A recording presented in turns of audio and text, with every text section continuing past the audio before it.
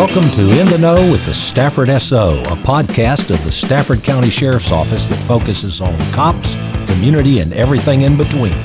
If you want to know more about law enforcement life and times just south of our nation's capital, then you're in the right place. Stay tuned for In the Know with the Stafford SO.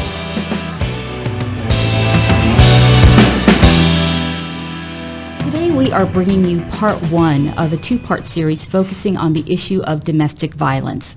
And with me are two members of the Stafford Sheriff's Office Domestic Violence Unit, Detective Kurt McBride and Pam Garrett, a domestic violence and child advocate with the unit. Detective McBride and Pam, thank you for being on the podcast today. Sure. Now, we know domestic violence is never a pleasant subject, but I think our goal today is to talk about what the Sheriff's Office is doing to address the issue and to let people know that we are here to help them. It's definitely something that we don't want to ignore in the community, and I don't think that we've been doing that at all. Let's start off by talking about how domestic violence has impacted our region, Stafford County, and what led to the creation of the Domestic Violence Unit. Stafford County kind of is and always has been a bedroom community. When I was on patrol, we were constantly responding to domestic violence calls. It was one of the more frequent calls that we responded to. I also worked in the Garrisonville area, which is the most densely populated area of this county. Yes. These incidents, they kind of ranged from simple verbal disputes all the way to the occasional domestic homicide that we have. There's a lot that happens with these cases that's under the surface. There's children exposed at these calls, and that transfers over to behavioral issues in the school. The victims, if they are injured, sometimes they'll miss work because they don't want their coworkers, colleagues, friends seeing injuries, asking questions, because it's embarrassing and people don't really like to talk about it. Right. Now, you said you were on patrol and you noticed a lot of this happening. Stafford has grown by leaps and bounds for years and years and years. And in fact, I think we're probably the third fastest growing county in Virginia right now. So have you seen a change in the number of domestic violence cases that have come to the Sheriff's Office over the last decade or few years? Or Yeah, I think, with more residences, more families moving here, naturally you're going to see an increase in the frequency of them. We have more people. Right. It's going to translate to more calls for service. So. And I was looking at, just doing some research to get ready, I was looking at some statistics from the National Coalition Against Domestic Violence, and it seems that the number of domestic violence incidences are increasing. They're saying that an average of 20 people experience intimate partner physical violence every minute. 1 in 4 women and 1 in 9 men experience severe intimate partner physical violence. And on a typical day, domestic violence hotlines nationwide receive over 20,000 calls. That's incredible. It's amazing that we're seeing this happening. There was also a story in the New York Times that was talking about how homicides also are increasing, driven primarily by gun violence. And I know you addressed this a little bit, Detective McBride, but again, are you seeing, I know we've had an influx of people since the unit has been around. Have you seen more of these come through to Stafford? And you've been able to respond to more, I assume. I have, yeah, and all those types of cases come to the DV unit. Anything that would be seriously violent and domestic related, it's definitely gonna come to us. I think there has been just a slight increase. I'd say it's proportionate with the influx of residents that we've had through the growth just in my time here. Yeah. Okay. Now, what led to the creation of the unit? Because I think it's been, it was organized back in 2016, 2017. Yeah, for quite some time we've had a domestic violence detective. It was a collateral duty. I first came to the Major Crimes Unit in 2016, and when I first got there, or shortly after my arrival there, I got asked if I would assume that responsibility, which I did. Did that for some time, and then last year I was at, there was another detective that assumed that was the first full-time domestic violence detective. Okay. I ended up filling that spot last year, and I've been doing that ever since. So I've been there for about a year, I think, at this point, maybe a little less. Okay. But I think it was, the unit was formed to be able to give more directed attention to these cases. With it being my primary duty, we're able to spend some more time identifying the cases where you have your high-risk victims and offenders. And with the addition of Ms. Garrett's position, we're reaching almost every domestic violence victim that reports or is brought to the attention of the sheriff's office. I know Pam may be able to speak a little bit about her contact and how she follows up with some cases. Yeah, Pam, let's talk about your role for a little bit and what you have been doing with the sheriff's office. I know you said you've been here for about 10 months, almost a year. So talk about what you do specifically. Once I get the report, I'll research everything I need to in order to get a hold of the victim. But what I do is once I know what I'm researching in the person, I'll call them. And I try to do it within 24 hours of getting the report because time is vital with these cases. It's very easy for the victim to get comfortable because nothing's happened for 3 days or, things have settled down. So it's important to get that bridge started. And sometimes it's just me calling saying, how can I help you? Do you have any questions? And if I find out that they're on their way over to get an extended protective order, sometimes I'll meet them over there just so they see a face. Okay. And then I try to show up at court with them whenever possible. It's not always possible. But I'm finding that it's important just for the relationship. Right. And then I'm hearing when I do call, they're saying, thank you. Thank you for calling me. I imagine in the situations that the victims find themselves in, just to see somebody, a friendly face, and hear a friendly voice, and have someone say, hey, we believe what you're going through, and we're here to help you, that's got to be comforting to them. It is comforting, and sometimes they'll tell me, like if they've been strangled or anything, and they might not have mentioned it, or there wasn't any signs of being strangled, they'll talk about it more, about how their neck hurts, and I can help get them in so we can get more documentation on the injuries to them. Okay. So, do you find that some of the victims are hesitant to come in because they don't want to cause any more issues, I guess, with their the individual causing them harm? yes. And how do you, number one, how do you see that, and then how do you help them get past that? And I know Kurt can speak to this as well, is that I don't want to get him in trouble, but they also know they need that protective order. So it's just, okay, I hear you, because I can't tell them what to do. Right. But I hear you, and if I listen, sometimes they talk themselves through it. Okay. Detective McBride, did you have anything you wanted to add to that? Yeah, I mean, these situations are so complex, and sometimes you do get that person and it's difficult because that they're in such a hard position, and you kind of walk this fine line.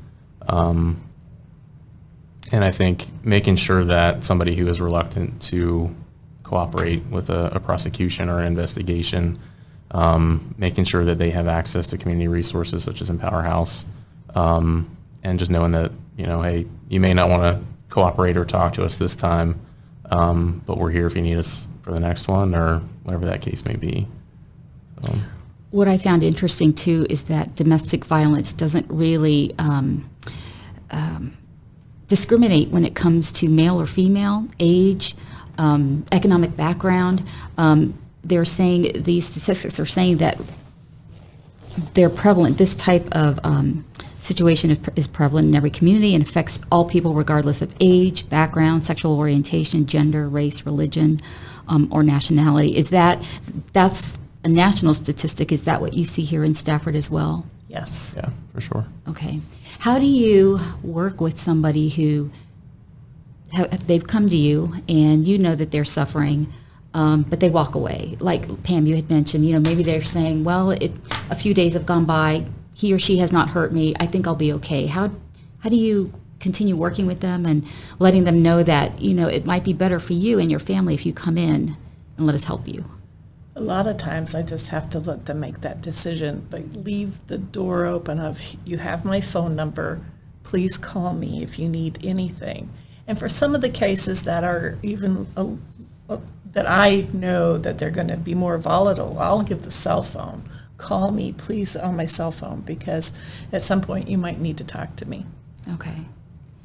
And have you had some of those return calls from people come back in? A couple. Okay. I'm finding there's more hesitancy.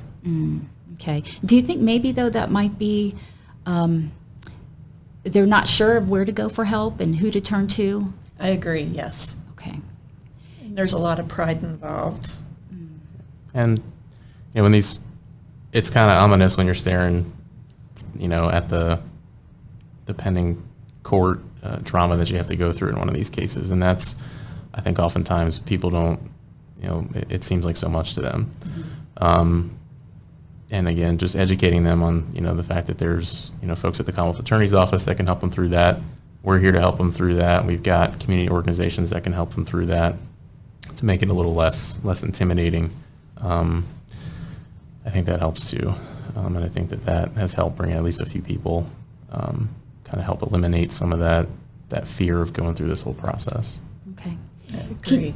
Can you talk a little bit about the process from when a domestic violence case comes to your unit?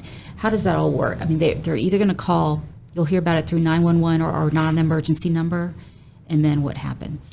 Yeah, I mean, they'll come to us in a variety of ways. I mean, we'll get them from third-party reports from concerned family to, like what you mentioned, the 911 calls to the emergency communication center. Sometimes we receive reports from social services, or occasionally the CA's office will have contact with a victim of another crime, and they'll report it to them. And sometimes it comes to us that way. So it can come to us in a variety of different ways. Most commonly, it's our patrol folks that are responding to a call for service. They'll take a report, make an arrest, whatever they deem necessary at that point. Okay. Each day, I mean, those reports are forwarded to the supervision in our unit, which is a major crimes unit. They'll be reviewed by our supervisors, and then determine where they kind of go from there. If it's a case where there is no further investigation that's identified as being needed, most of the time it'll get forwarded to Pam. I think she'll try to reach out to them by phone, check on them, those follow-up questions that she mentioned a couple minutes ago.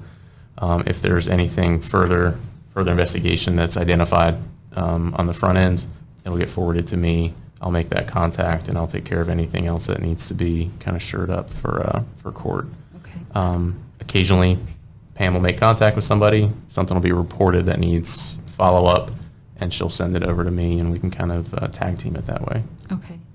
And you both work with not just adults, but children as well, right? Yes. Okay. So if, and maybe we talked about this, but if somebody knows that a family member is suffering from domestic violence, you would encourage them to call either our non-emergency number or 911 if they're in a life or death situation? Absolutely. Okay. And then we are going to talk to Empower House as well, and one of their representatives will talk to us more about what services they offer the community and domestic violence victims. So that's another resource for them. What kind of impact have you made in the unit since you've been organized? I mean, at this point, it's kind of hard to maybe quantify it. You see the individual cases where you have a successful prosecution, where you get somebody that's, you kind of help them out of a really, really tough situation that they could have been in for, years. Right. I mean, we've had cases that have, these people been in this position for well over a decade. And just seeing, somebody finally get out of that and be able to move on with the rest of their life. I mean, it's certainly impactful. I mean, it's hard to to quantify. You see the impact almost on an individual basis. Pam, how about you? Do you have anything to add to that? I think for myself, especially the cases that I get to follow them through court and be with them, even if it's just sitting with them and never say anything, but they know there's somebody in the courtroom, I see the relief. Because some of the defendants come in and they have family behind them and they're all doing evil glare, and at least the victim gets to look in another part of the courtroom and know that they're okay. And then when the judges, and we have some good judges, give the verdict of guilty or whatever the judge decides at that point, you can almost see the look of relief, but you can also see the sadness. I mean, this was somebody they loved and trusted. They had a relationship with, yeah. And that's a thing for all of us to remember, is they love this person, and working through that's not always easy. So just listening, not giving advice, just listening is important. Do you ever find that after they go through the court and after a verdict is handed down and the individual causing the harm is back out in the community, do these victims tend to go back with that person, or because of habit, or do you keep in touch with them after that to know? You know, the position is so new that I haven't seen that as Okay. down the road, but I mean, I'm hoping that they would feel comfortable enough to call me. Right, okay. Sometimes it does happen, and the courts actually have in place batterer intervention programs. There's the Fresh Start program, so to try and resolve whatever issues the offender has, to take a multifaceted approach, not just Okay. with incarceration or punishment. There's also, what can we do to make sure that this person never offends again? So, and occasionally people do. I mean, they do go back to their abusers, and sometimes we see them, 6 months, a year later in the same situation, and we just pick back up where we left off. Yeah. But yeah, sometimes, people do go back. Okay. And there's no judgment on our part. I know we want it to be something different, but we don't judge if that happens. Sure, we're here to help. Right. And the key piece for me, and I'm a huge child advocate, is to look out for the children involved in the relationship, because child abuse and domestic violence go hand in hand at times, and sometimes just the result of being exposed to domestic violence, and as Detective McBride said earlier, is behavior problems in school, and maybe the school doesn't understand while the child's reacting. So I'm always attuned to that and trying to make sure the kids are okay. And Powerhouse has done a great job of doing some trauma work with children. And I can remember back in the day when Kathy Anderson, the executive director, and I would make a wish list, and we wanted therapy for the kids because we knew that they were being affected the most. So it's starting to happen, and it's exciting to watch. How do you talk a little bit about the differences in working with the adults versus the kids? I mean, obviously there's the age difference, but how do you handle such a sensitive subject for a child victim who this person causing them harm could be a parent or somebody that they trust and love? How do you work with them? It's a lot of education. I mean, mom might be saying, I don't understand why they're not doing good in school or something, so we have to kind of talk through that. And I've been in the field for many, many years, but trauma affects children so much that sometimes it looks like other mental health problems. And so teaching even the community, this might not be ADHD, this might not be him just being aggressive. Stuff is not going on well at home. Okay. And when we, Pam and I are both trained child forensic interviewers. So if we have a child that we need to sit down and talk to about a case, we kind of call it a soft interview room. It's not like the interview rooms like you see on TV where there's the plain walls. It's a tiny little box where we sit across the table from somebody. There's comfortable seating. There's markers, crayon. We can accommodate children of all ages in there. Okay. And we have a particular way that we would sit down and talk to them to kind of see what it is that they're experiencing at home, what's happening to them, and we do it with the child's best interest as our first priority. So. Okay. Pam, you had mentioned you have a background in this field. Can you talk a little bit about that? Oh, geez, I've been working with kids with emotional problems probably for 25 years. But my most recent endeavor was I was the founding executive director for the Safe Harbor Child Advocacy Center. Okay. And so we set it up from scratch, child forensic interviews, child abuse victims, and trying to get trauma therapy to these kids as they're coming in. And I did that for, I want to say 7, almost 8 years. And it was so amazing to me to see the difference in the children once we did the forensic interviews and started getting interventions in place and even in Powerhouse in place, and then getting them into therapy, the change in the children. And I remember one kid who's always going to stick out in my head because it was domestic violence, he was physically abused, sexually abused, and he stuttered and could not talk, and he trusted none of us.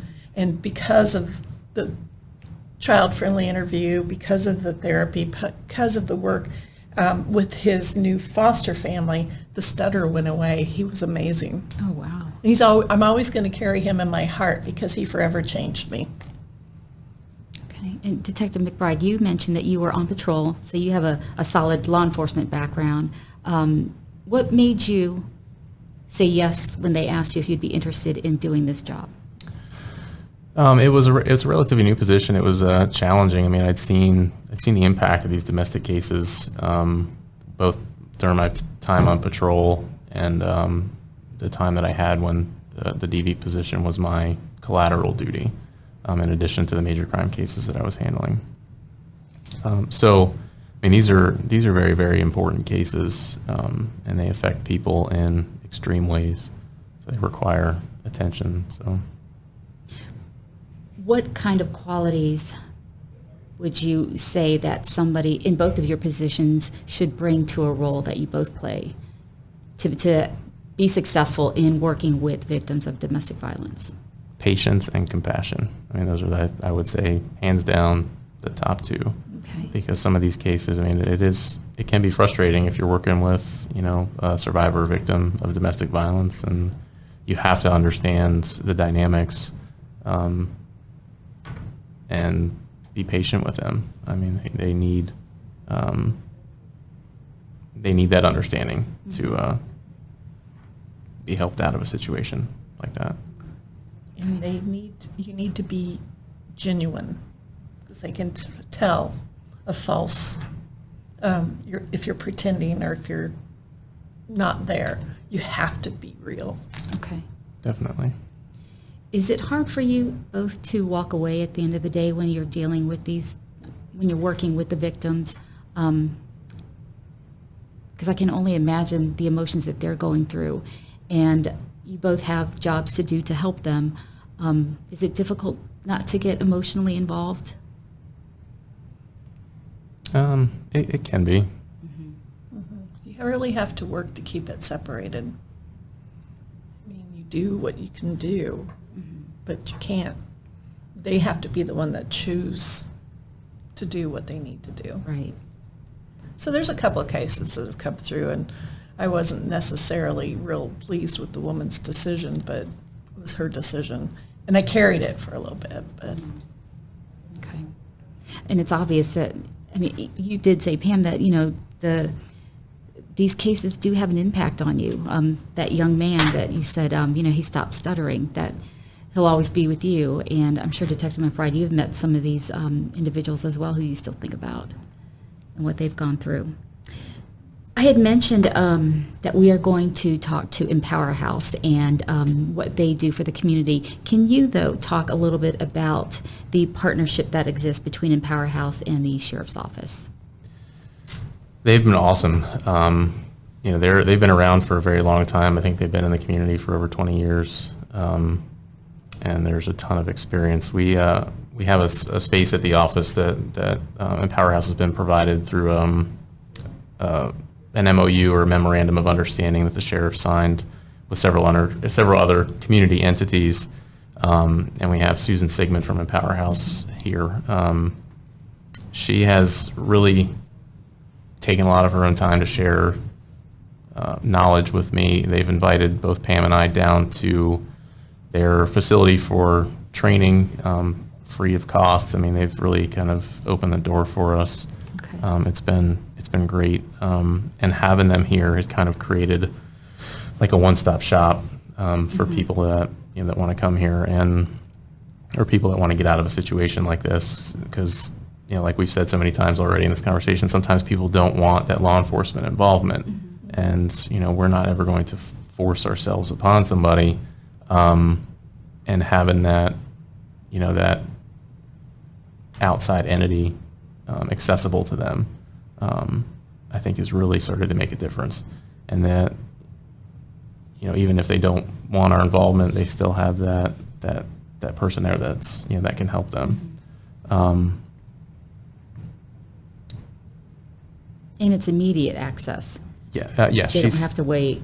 Correct. Okay. Yeah, and if for some reason, Susan's not here, there's the hotline number to Empower House that we can give folks to, so they can always have immediate access to somebody, even if it's not in person. Okay. And what happens with Susan that I have found helpful is if I see one of those cases that they're not sure they want law enforcement involvement, I will slip the report over on her desk and turn it over so she can keep an eye out for the name. Okay. So if she hears it, because sometimes just her saying, "How are you doing?" and she's not law enforcement. I think it goes back to what we were talking about earlier in the conversation, just letting the victims know that somebody's here to listen to them, to offer them help if they want it, to maybe give them a little bit of a move into the right direction is so much help by itself. Yeah. What would you describe as the unit's most important achievement over the last couple years? I think our ability now to give increased attention to these cases, and just the focus that we've now placed on domestic violence as an agency, or the increased focus. We've got a lot of things coming down the pipe just through the creation of this. We have some really reputable nationally recognized trainers coming in next year to do strangulation training for the entire agency, as well as some other community partners such as the hospital, and staff at Empower House, folks from the Commonwealth Attorney's Office. We're also getting ready to implement what's called a lethality assessment protocol, which is going to be a tool for our patrol units who are responding to these calls to utilize. It's kind of like a checklist, which has been shown to help identify high-risk victims and high-risk offenders. Okay. And through that, we'll be able to kind of track those folks a little bit better. Okay. Pam, is there anything you'd like to add to that? It's just so new. 10 months into it, but I'm thinking that just people are, the staff here, the law enforcement here, if they have a question, they'll come to me and I can kind of help guide or talk to them about it.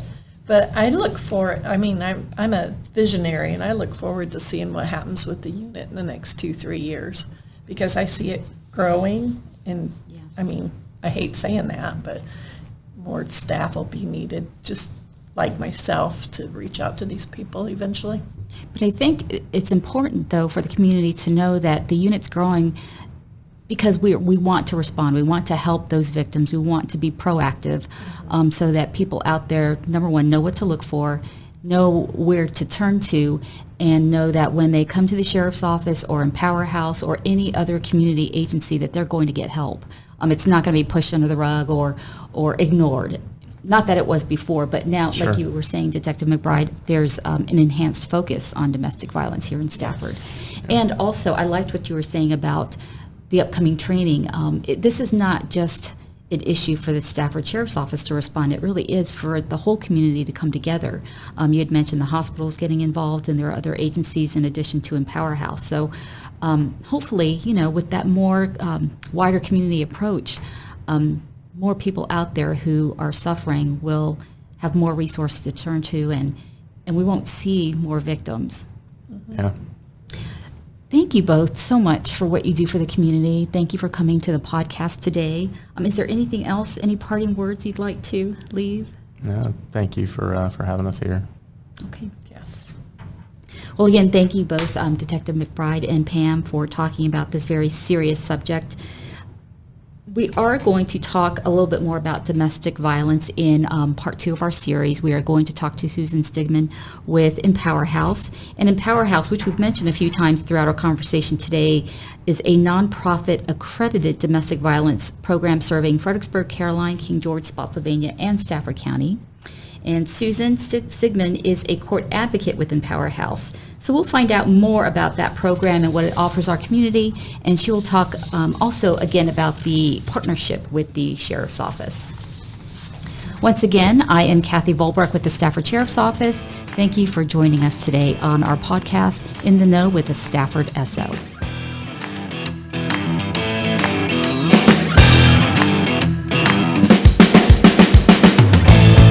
Thank you for listening to In the Know with the Stafford SO. Please follow us on Facebook, Twitter, and Instagram.